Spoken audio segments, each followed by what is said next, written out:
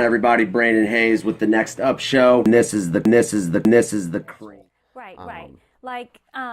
As I've gotten better, especially like when I got my purple belt, I'm more leery of probably white belts that I don't know, especially bigger white belt guys.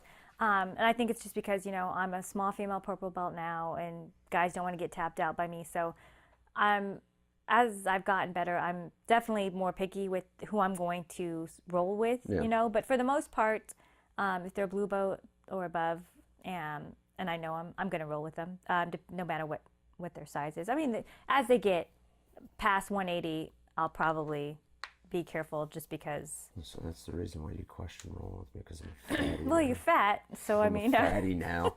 But no, I mean, there's some, like we have, like Rob, our purple belt. Yeah, he's a big guy. What's he weigh? Like 200? No, I mean, I haven't seen him for a minute, but I know. Anyway, he's like 220. I love rolling with him. He's tall and lanky, but he rolls with me and he does jiu-jitsu. He doesn't try to muscle me. He doesn't try to, I'm not going to let you do this, because I know you really have this, but I'm going to go ahead and muscle out of it because you're a chick. No, I mean, I love rolling with him. He's a good person to roll with, and he's tough.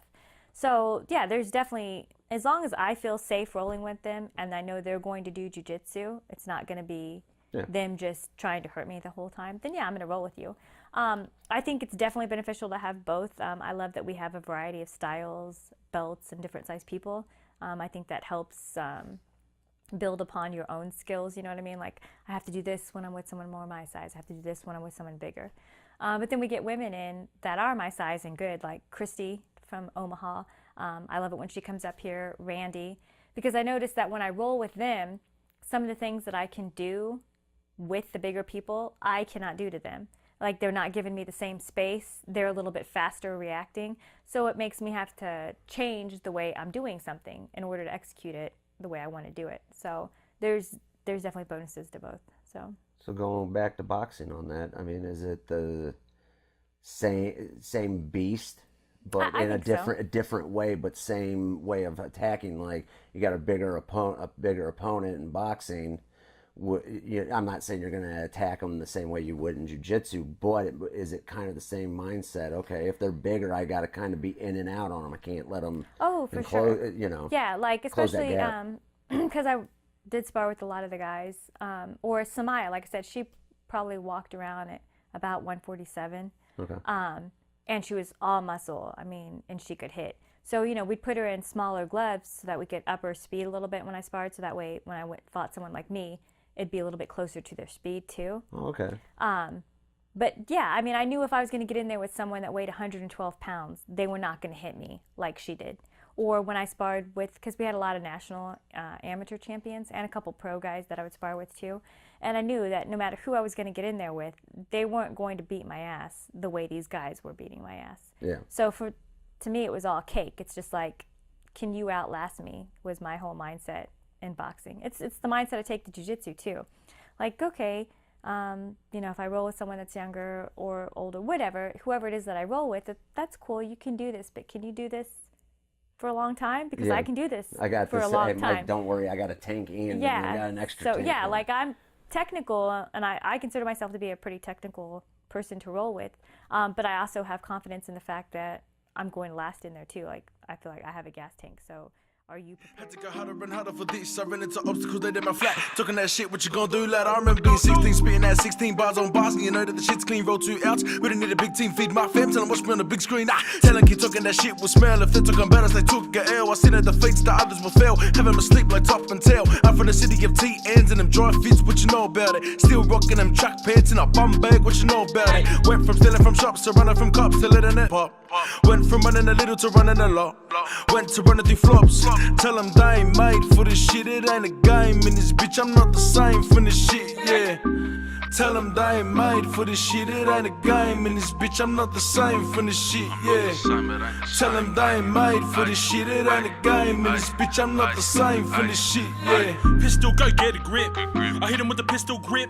When the bitches hit our tracks, they all get pissed. Wrestling side, I mean, I know where I stand on it and how jiu-jitsu's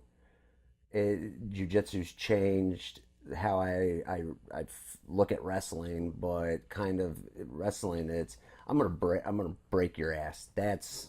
I want to be able to break you.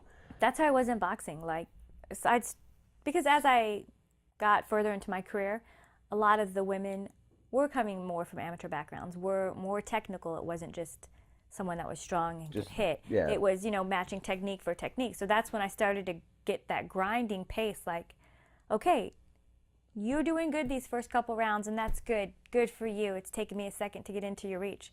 But I can do this all 8 rounds. Can you do this all 8 rounds? Because I'm prepared to go toe to toe.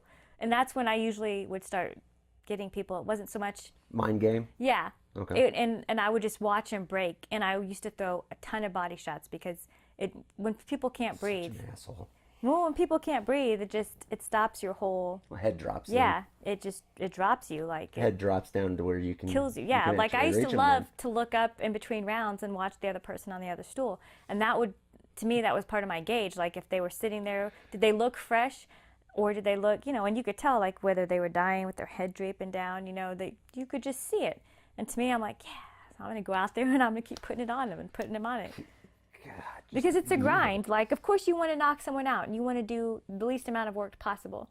But I trained with the mindset that I was prepared to go as hard in the first round and the last round. Okay. So I mean, on the wrestling side, now I understand a little bit. I mean, you've got the Mike Tyson way of boxing. Go out, I'm gonna knock your head off. Right. The old school Mike Tyson, and then all of a sudden it just kind of seemed like there was a lot of personal things and other things that were taking him away from it. I mean, there's been some actually.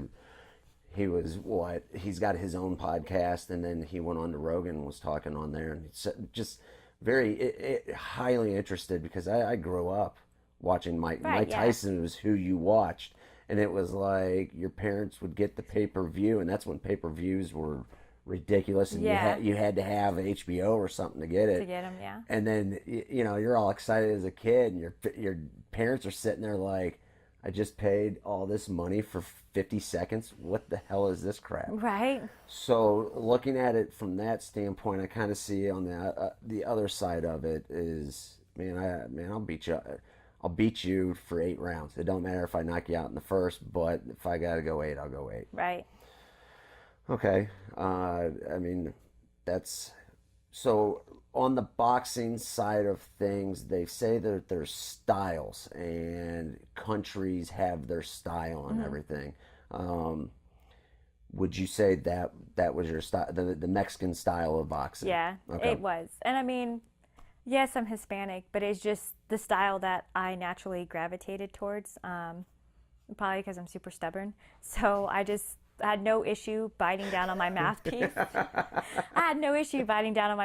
And of course I didn't want to take shots. If I could slip and move, I was going to do as much as I could. But if I took one, so be it. If I had to take a shot to get in on you.